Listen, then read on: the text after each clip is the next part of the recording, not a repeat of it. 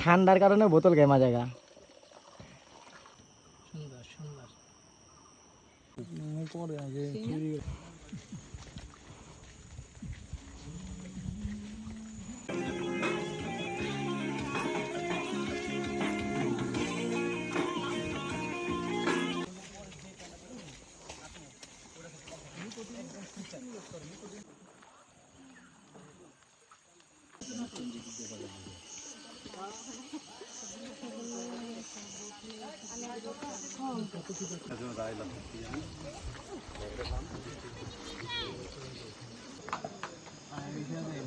এলো অবস্থা ট্যুরের।